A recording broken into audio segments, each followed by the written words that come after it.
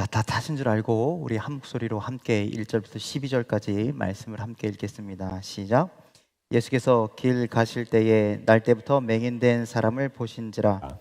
제자들이 물어 이르되 라삐여, 라삐여, 이 사람이 맹인으로 난 것이 누구의 죄로 인함이니까? 자기니이까 그의 부모니이까?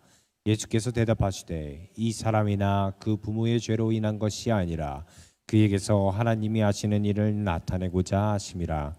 내가 아직 낮음에 나를 보내신 이의 일을 우리가 하여야 하리라. 밤이 오리니 그때는 아무도 일할 수 없느니라. 내가 세상에 있는 동안에는 세상의 빛이로라. 이 말씀을 하시고 땅에 침을 뱉어 진흙을 이겨 그의 눈에 바르시고 이르시되 실로암 못에 가서 씻으라 하시니, 실로암은 번역하면 보냄을 받았다는 뜻이라. 이에 가서 씻고 밝은 눈으로 왔더라. 이웃 사람들과 전에 그가 거린인 것을 보았던 사람들이 이르되 이는 앉아서 구걸하던 자가 아니냐? 어떤 사람은 그 사람이라 하며 어떤 사람은 아니라 그와 비슷하다 하거늘 자기 말은 내가 그라 하니, 이들이 묻되 그러면 내 눈이 어떻게 떠졌느냐? 대답하되 예수라 하는 그 사람이 진흙을 이겨 내 눈에 바르고 나더러 실로암에 가서 씻으라 하기에 가서 씻었더니 보게 되었더라. 그들이 이르되 그가 어디 있느냐? 이르되 알지 못하노라 하니라. 아멘. 할렐루야. 오늘 예배 나오신 여러분들 환영하고 축복합니다. 오늘 예배를 통해서 우리가 기도를 통해서 간구하는 모든 것들이 이루어지는 놀라운 은혜가 있기를 간절히 사모합니다. 자, 요즘 저희 사모가 집에서 열심히 보는, 아주 재미있게 보는 드라마가 있습니다. 요즘 사람들이 아주 관심을 끄는 드라마, 넷플릭스에서 당당하게 1위, 시청률 1위를 하고 있는 드라마가 있죠. 제목이 이상한 변호사 우영우라는 겁니다. 아세요? 이 드라마? 아세요? 자, 여러분들 제목에 이상한이라고 하는 단어가 들어있어요. 왜 이상할까? 그 이상함의 기준이 무엇이고 이상하다라고 판단할 수 있는 사람이 과연 누구일까? 자, 주인공 우영우에 대해서 잠깐 소개를 드리면, 그 사람은요 서울대학교 법학과를 수석으로 졸업했습니다. 대단하지 않습니까? 법학과를 수석으로 졸업했대요. 그리고 변호사가 되기 위해서 들어간 로스쿨에서는 전체 1등으로 졸업한 사람이었습니다. 그런데 그런 대단한 실력을 가지고 있음에도 불구하고 제목은 이상하다라고 그렇게 얘기합니다. 왜냐? 그가 그렇게 좋은 실력으로 졸업했어도 평범한 변호사 사무실에 취직조차 못해서 백수로 지내고 있기 때문입니다. 그 이유는 남들과 다른 자폐라고 하는 그런 장애를 갖고 있기 때문입니다. 자, 이 드라마가 인기를 끌면서 이 자폐를 소재로 한 드라마가 과연 잘한 일이냐 잘못한 일이냐에 대한 이렇게 많은 이야기들이 다양하게 나오고 있습니다. 이것을 부정적으로 이야기하는 사람들은 이렇게 얘기합니다. 자폐에 대해서 작가나 제대로 잘 그리지도 못할 거면서 자폐를 드라마로 소재로 사용하여서 장애를 가진 사람들에게 잘못된 정보, 잘못된 사상, 잘못된 상처를 주는 일들을 자행하게 된다, 그런 이야기들을 하고 있고요. 또 이 드라마에 대해서 긍정적으로 이야기하는 사람들은 이 드라마를 통해서 자폐가 무엇인가, 다양한 자폐에 관한 현상들을 찾아보고 공부하게 됐다라고, 또 조금이나마 알게 됐다고, 그리고 장애를 가진 친구들을 만났을 때 우리가 어떤 태도를 가져야 할지 그렇게 한번 생각해보는 계기가 됐다라고 그렇게 이야기합니다. 자, 여러분들 혹 그 드라마를 보셨습니까? 보셨다면 여러분들은 어떤 주장이 맞다라고 여러분들은 여기십니까? 자, 제목이 이상한 변호사 우영우죠. 변호사 우영우는 이상하지 않아요. 변호사 우영우는 사람들로부터 이야, 저 사람 변호사래, 대단하네, 이렇게 이야기할 것이 분명하지만, 변호사를 빼고 이상한 우영우를 이야기하면 분명 사람들은 색안경을 끼고 그 사람을 보게 될 것입니다. 좀 연약한, 좀 부족한, 그러한 이 한 사람을 어떤 시선으로 세상 사람들은 바라보게 될까요? 자, 우리는 부족함이 없는 것을 축복이라고 그렇게 믿습니다. 그것이 은혜이고 축복입니다. 그리스도인들이 혹 부족하고 모자라고 연약하면 그것은 혹 이렇게 생각할 수 있어요. 하나님이 분명히 벌을 내리셨을 거야. 분명히 무슨 죄를 저질렀을 거야. 뭐 이런 마음들이죠. 오늘 본문의 제자들은 그것을 저주라 그렇게 얘기합니다. 우리 2절에 있는 말씀 한번 읽어보겠습니다. 2절 말씀입니다. 읽겠습니다. 시작. 제자들이 물어 이르되 랍비여 이 사람이 맹인으로 난 것이 누구의 죄로 인함이니까 자기니까 그의 부모니까. 제자들이 예수님께 물어보는 겁니다. 예수님, 저 사람이요 날 때부터 맹인 됐답니다. 그런데 저가 맹인 된 것은 누구의 죄 때문입니까? 저 사람이 맹인 된 것이 그 사람에게 주신 저주라고 여겼던 것이죠. 저주는 죄를 저지른 자에게 주시는 하나님의 형벌을 의미합니다. 그러니 제자들은 지금 철저하게 율법적인 관점에서 이 맹인을 바라보고 있는 것이죠. 맹인, 저주받은 인생이라고 단정 짓는 겁니다. 부족함, 연약함, 이상함, 이것이 저주받은 증거다라고 그렇게 이야기하는 것이죠. 하나님의 복이 임한 인생이라면, 하나님이 축복하시는 인생이라면, 하나님이 사랑하시는 인생이라면 절대 맹인으로 태어날 일이 없다라고 여기는 것이죠. 이것이 당시 유대인들의 어떤 율법적인 사고 방식이었습니다. 그런데 그것이 부모의 죄 때문이다, 아니면 그 사람의 개인의 죄 때문이다, 이런 예수님의 대답을 원해서 제자들이 물어보았는데, 그런데 제자들의 생각을 완전히 깨트리시고 예수님은 다른 이야기를 하시는 겁니다. 자, 3절에 있는 말씀 함께 보겠습니다. 3절입니다. 시작. 예수께서 대답하시되 이 사람이나 그 부모의 죄로 인한 것이 아니라 그에게서 하나님이 하시는 일을 나타내고자 하심이라. 아멘. 이거 울리는 거 조금만 어떻게 좀 낮춰봐 주세요. EQ가 들어간 것 같아요. 자, 여러분들, 예수님께서 그렇게 얘기하는 겁니다. 부모의 죄도 아니야, 그 사람의 죄도 아니야. 이것은, 그 사람이 그렇게 된 것은 하나님께서 하시고자 하는 일이 있기 때문이다 라고 그렇게 말씀하십니다. 제자들의 생각은요, 제자들의 시선은요, 사람들의 생각은요, 저 사람이 맹인된 것에만 꽂혀 있는 거예요. 부족한 거에만 향해 있는 거예요. 그런데 예수님의 생각은요, 예수님의 마음은요, 예수님의 시선은요, 이 모든 것을 통하여, 그의 연약함, 그의 부족함, 그의 아픔, 모든 것을 통하여 하나님이 어떻게 일하실 것인지, 하나님의 영광이 어떻게 나타나실 것인지에 대해만 관심이 있었다라는 사실입니다. 그래서 눈으로 보지 못하는 맹인이 문제인 것이 아니라 이 맹인을 통해서 일하시는 하나님을 바라보지 못하는 그것이 너희들의 문제다라고 지적하고 계시는 거예요. 부족함 자체가 문제가 아니라 부족함을 통해 일하실 하나님을 바라보지 못하니 너희들이 더 문제다라고 다시 말씀하고 계시는 것이죠. 부족함을 저주로 생각하고 그렇게 바라보는 그 자체가 저주일 수 있다는 거예요. 그것이 죄악일 수 있다는 거예요.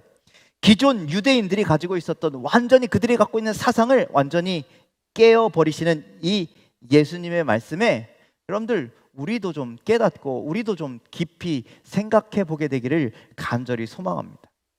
여러분들, 누구의 연약함을 보고 누군가의 힘듦을 보고 아니면 우리의 부족함과 우리의 연약함과 우리의 이상함을 보고 아유, 저거 뭐 문제가 있구만, 혹 이런 생각을 하고 계시지는 않으십니까? 예수님께서 그렇게 말씀하시고 6절, 7절 말씀에 이렇게 명령하셨습니다. 자, 함께 말씀을 읽겠습니다. 시작. 이 말씀을 하시고 땅에 침을 뱉어 진흙을 이겨 그의 눈에 바르시고 이르시되 실로암 못에 가서 씻으라 하시니, 실로암은 번역하면 보냄을 받았다는 뜻이라. 이에 가서 씻고 밝은 눈으로 왔더라. 아멘. 예수님께서 땅에 침을 뱉고 진흙으로 이겨 눈에 바르시고 실로암 연못에 가서 씻으라. 그리고 씻었더니 눈이 밝아졌습니다. 즉 예수님께서 맹인을 낫게 하셨다라는 거죠. 여러분들, 제자들의 생각, 사람들의 생각을 다시 한번 잘 기억해 보십시오. 죄의 맹인을 죄의 열매로만 보았던 제자들, 옳고 그름이냐, 죄냐 죄가 아니냐만 따졌던 제자들, 그리고 그 연약한 자에게, 힘든 자에게 그 어떤 꿈과 소망도 주지 못했던 제자들, 겉은 자신들 멀쩡해 보이지만 속은 맹인과 같은 여전히 부족한 제자들, 문제를 문제로만 여겼던 제자들, 부족함을 저주로 여겼던 제자들. 그러나 제자들의 반대로 예수님은 이러셨습니다. 밝은 오늘과 내일, 그리고 꿈과 소망을 그 맹인에게, 부족한 자에게 주셨던 예수님. 지금 이 문제를 문제로 보는 것이 아니라 하나님이 어떻게 역사하실까, 그 중요한 사건으로, 그 중요한 계획으로 예수님은 바라보셨고, 그 부족함을 이 사람에게 주실 하나님의 축복의 재료로 여기셨고, 부족함을 통하여 일하실 하나님을 바라보셨던 예수님, 그 역사를 경험하고 하나님을 함께 찬송할 수 있도록 나음을 허락하신 예수님. 여러분들의 마음은, 여러분들의 시선은 어디 쪽을 좀 향해 있으십니까? 여러분들의 삶의 모습은 어느 쪽을 향해 있으십니까? 여전히 부족하고 연약한 자신을 상대하면서, 그래, 뭐가 죄가 있어서, 뭐가 부족해서 이렇게 생각하고 있다면, 그런 마음과 그런 시선에서 이제 벗어나서 예수님처럼 부족하면, 모자라면 하나님이 채우실 거야, 하나님께서 역사하실 거야, 분명 하나님의 뜻이 있으실 거야 라고 그렇게 믿음으로 결단하고 역사하시는 하나님을 바라볼 수 있는 여러분들의 삶이 다 되시기를 주님의 이름으로 간절히 축원을 드립니다. 우리는 생각 속에 그런 생각들이 있습니다. 부족하면 하나님께 영광 돌릴 수 없어, 모자라면 하나님이 기뻐하시지 않아. 여러분들, 우리는 이런 생각에서 벗어나야 합니다. 자, 그렇다면 오늘 말씀을 통해 나의 부족함, 여러분들 우리 부족한 인생들 아닙니까? 또 누군가를 볼 때 저 사람 왜 저래? 그의 연약함도 있고 부족함도 있고 나약함도 있고, 그런데 그것을 통해 하나님이 역사하실 것이라는, 나의 부족함을 통해 하나님 역사하실 것이라는, 부족한 그를 통해서 하나님 일하실 것이라고 하는 그런 믿음과 소망을 가지는, 기대를 가지는 저와 여러분들이 다 되시기를 주님의 이름으로 간절히 축원을 드립니다. 그렇다면 하나님께서는 이 맹인이 눈 뜨는 사건을 통해서 어떤 일을 하셨을까? 그 내용이 10절 이하에 나오게 되는데, 이 맹인이 눈을 뜨자 사람들, 주변에 있던 사람들이 깜짝 놀라게 됩니다. 이 사람이 그 성전에서 구걸하던 거지가 맞아? 맹인이었던 그 사람이 맞아? 하면서 막 놀라서 이야기하죠. 그리고 그 사람을 바리새인들에게 데리고 갑니다. 그런데 바리새인들이요, 그 맹인이었던, 그리고 지금 눈을 뜬 그 사람을 보면서 깜짝 놀라면서 하는 행동이 이상해요. 여러분들, 맹인이 눈 뜨면 함께 기뻐해 줘야 되는 거 아닙니까? 함께 즐거워해 줘야 되는 거 아닙니까? 같이 하나님을 찬송해야 되는 거 아닙니까? 하나님의 역사가 나타나니까. 그런데 그러지 않습니다. 이가 눈 뜬 것이 안식일에 행한 거 아니냐, 율법을 어긴 거 아니냐, 도대체 누가 이런 짓을 했어? 라고 그 행위에 대해서 지적하고 찾기 시작합니다. 자신들이 하지 못한 일을 누군가가 했다면 수고하셨습니다, 애쓰셨습니다, 하나님의 영광입니다, 하나님이 기뻐, 이게 아니라 자신들의 무능함, 자신들의 무지를 감추기 위해서 율법을 그렇게 하면 안 되는 거라고 전통을 이야기하고 뭐를 이야기하고, 그런 상황 속에 바리새인들이 나타난다는 거예요. 그리고 제자들은 아까 보니까 죄에 집중해서 그것을 저주라고 이야기했고요. 이 두 부류, 제자들과 바리새인들은요, 본질을 바라보지 못한 영적인 맹인이었다라는 거예요. 자, 40절, 41절 말씀 좀 함께 읽을까요? 40절, 41절 말씀입니다. 함께 읽겠습니다. 시작. 바리새인 중에 예수와 함께 있던 자들이 이 말씀을 듣고 이르되 우리도 맹인인가? 예수께서 이르시되 너희가 맹인이 되었더라면 죄가 없으려니와 본다고 하니 너희 죄가 그대로 있느니라. 아멘. 자, 나중에 이 바리새인들이 누가 눈뜨겠어? 나중에 예수님이 바리새인들 앞에 나타나셨습니다. 그때 예수님의 하시는 말씀을 듣고 그럼 우리가 맹인이냐라고 물어볼 때 너희들이 맹인이었더라면 차라리 나았을 텐데 그러면 못 봐서 그렇다라고 부족해서 그렇다라고 인정해 줄 텐데 그런데 볼 수 있음에도 불구하고 온전하게 보지 못해서 본질을 보지 못해서 너희의 죄가 그대로 있다라고 이야기합니다. 즉 앞을 볼 수 있음에도 불구하고 하나님을 바라보지 않고 앞을 볼 수 있음에도 불구하고 하나님께 이 사건을 통하여 영광 돌리지 아니하고 구원 받은 자들과 함께 기뻐하지는 못한 그가 진짜 죄인이고 진짜 장애를 가지고 진짜 부족한 자라라고 그렇게 지금 선포하고 계시는 겁니다. 그리고 이에 앞서서 맹인을 통해서 하나님의 하시는 일에 대해서 선포하게 하는데 32절, 33절 말씀에 이렇게 기록합니다. 32절, 33절입니다. 함께 있습니다. 시작. 장세 이후로 맹인으로 난 자의 눈을 뜨게 하였다함을 듣지 못하였으니 이 사람이 하나님께로부터 오지 아니하였으면 아무 일도 할 수 없으리이다. 아멘. 자, 이 맹인을 통해서 한 일이 무엇이냐? 결론적으로 뭐냐면 하나님의 영광이 나타나고 하나님이 보내신 누군가로부터 그게 누구예요? 예수 그리스도. 그분이 하나님의 아들이시고 메시아시고 그분이 구원자라는 거예요. 그 구원이 이 예수를 통해서 지금 이 맹인에게 임하였다라는 것을 선포하고 있는 것이죠. 그러니 부족해도 또는 넉넉해도 이 세상의 모든 것을 통해서 하나님은 분명히 역사하시는데 그 역사 속에서 우리는 하나님을 바라볼 수 있어야 되고 하나님의 능력과 하나님의 일하심과 하나님의 영광과 그리고 그 일을 이루시기 위해서 이 땅에 오신 예수 그리스도를 바라볼 수 있는 믿음의 눈이 우리에게 열려져야 함을 오늘 선포하고 있는 것입니다. 여러분들, 우리의 부족함이 있습니다. 우리의 연약함이 있습니다. 우리의 이상함이 있습니다. 그런데 그것은요 다 하나님의 영광을 위한 일입니다. 그러니 부족하다고 한탄하지 마십시오. 연약하다고 낙심하지 마십시오.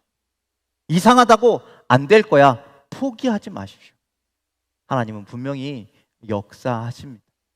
능력을 우리에게 나타나 보여주실 것입니다. 그러니 그 역사하실 하나님을 믿음으로 바라볼 수 있는 저와 여러분들이 다 되시기를 주님의 이름으로 간절히 축원을 드립니다. 제가 어렸을 때 불렀던 찬양 중에 우리 요즘 아이들도 아나요? 예수님이 말씀하시니 알아요? 얘네는 모르죠.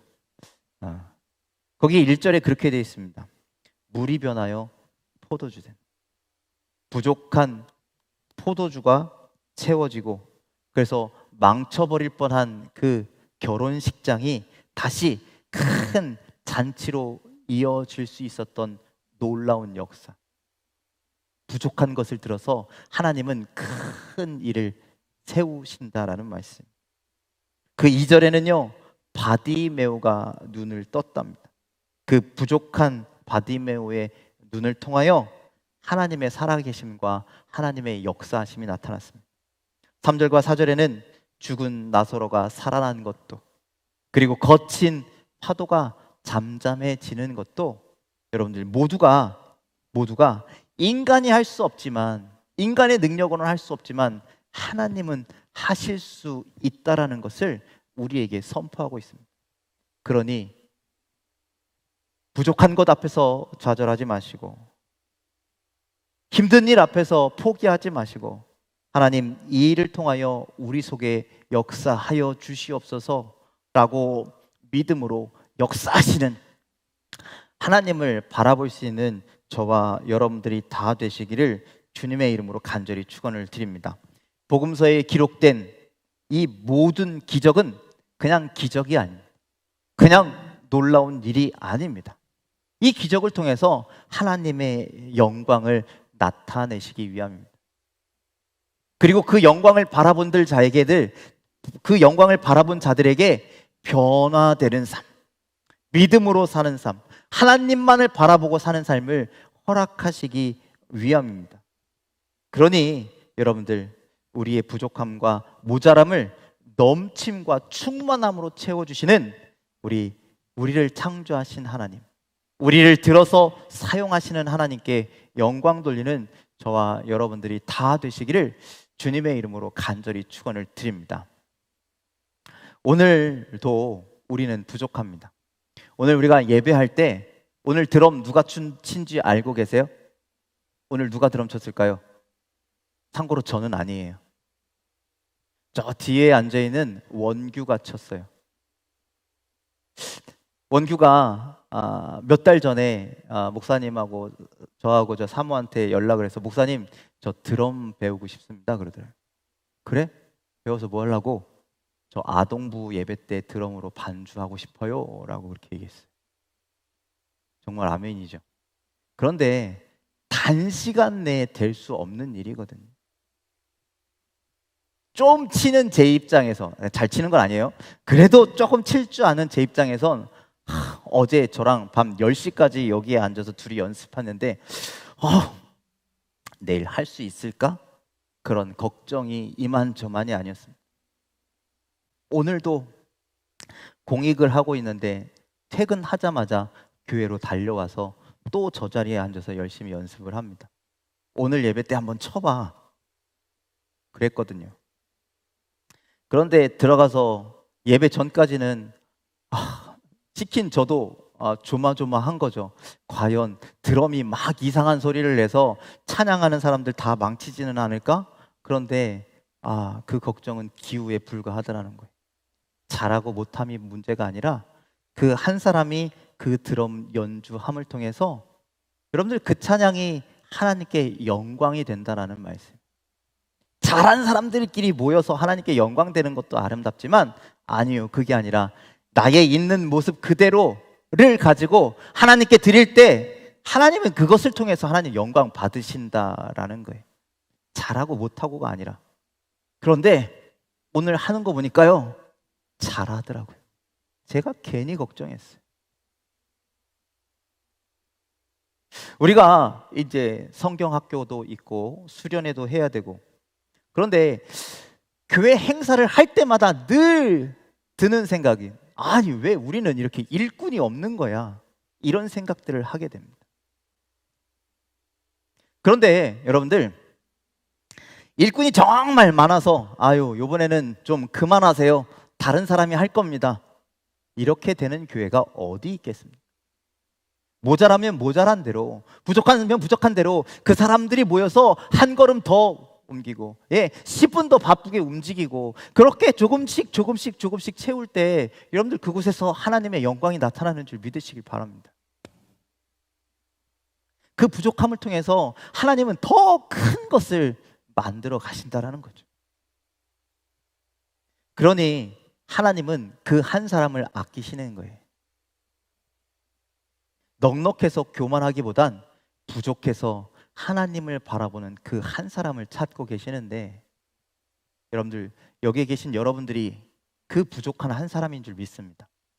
그래서 나의 연약함을 하나님께 드리고 하나님을 의지하고, 하나님 부족하지만 나를 통해서 하나님의 일을 이루어 주시옵소서, 그렇게 고백하는 저와 여러분들이 다 되시기를 주님의 이름으로 간절히 축원을 드립니다.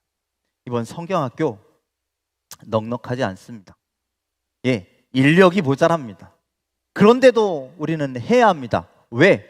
그것을 통해서 하나님의 영광이 나타날 것이고, 그것을 통해서 많은 영혼들이 주님 앞에 돌아올 것이고, 그것을 통해서 하나님이 기뻐하시는 일들이 나타날 거니까, 하나님이 그렇게 기대하고 계시니까, 그렇게 하실 것으로 작정하고 계시니까.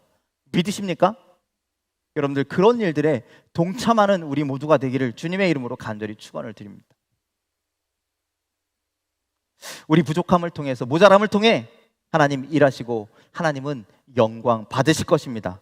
그 하나님의 일하심에 소망을 두고 오늘 우리의 믿음을 주님 앞에 드리며 하나님 앞에 내 모습 그대로 충성하겠습니다. 있는 그대로 열심을 다하겠습니다. 하나님 우리를 통하여 일하여 주시옵소서.